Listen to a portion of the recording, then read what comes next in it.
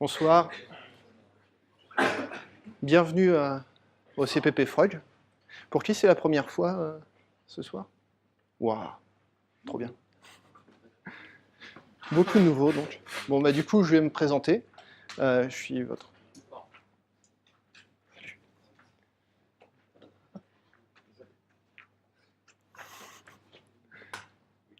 Donc je suis Fred, je suis votre hôte.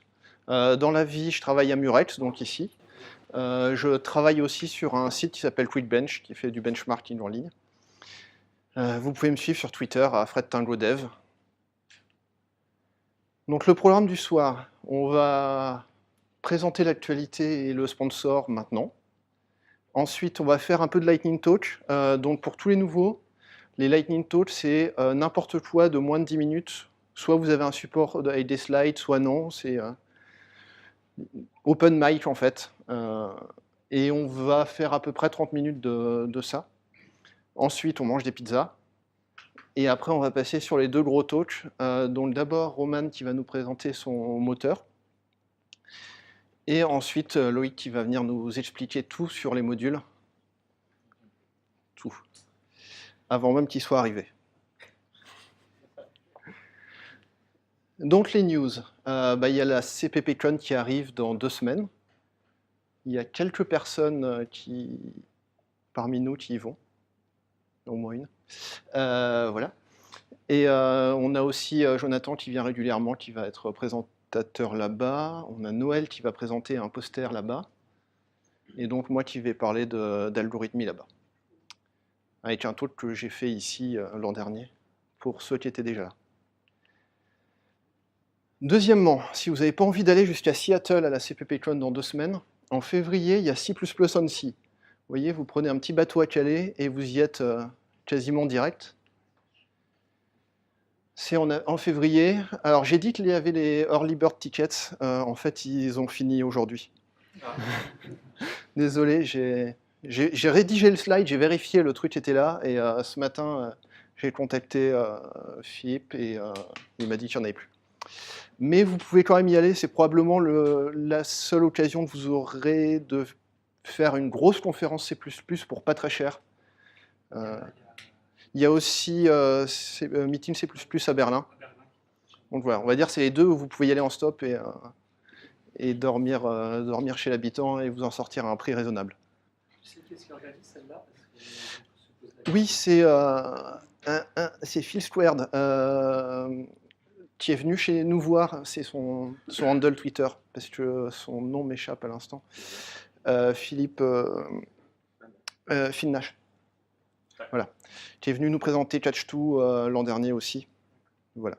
Et qui est l'organisateur. C'est la première année qu'ils font ça. Mais ça a l'air super sympa. Il a un super panel de présentateurs mondialement connus. En même temps, ça a l'air d'être assez petit par rapport à un truc comme la CPPCon où vous prenez une semaine de talk non-stop de 8h à 22h. Là, c'est 2 ou 3 jours.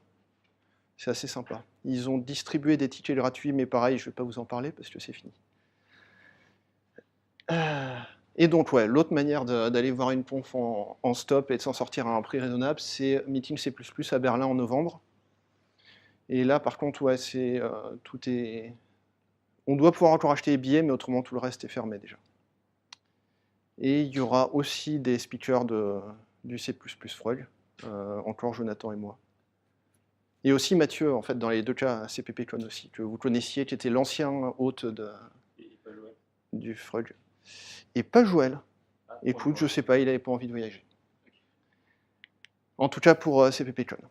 Et du coup, comme on va faire un petit peu de C++ et pas que du tourisme, il y a pas longtemps, il y a un article de blog assez intéressant de Simon Brand, Tartan Lama sur Twitter, qui parlait des Spaceship Operators.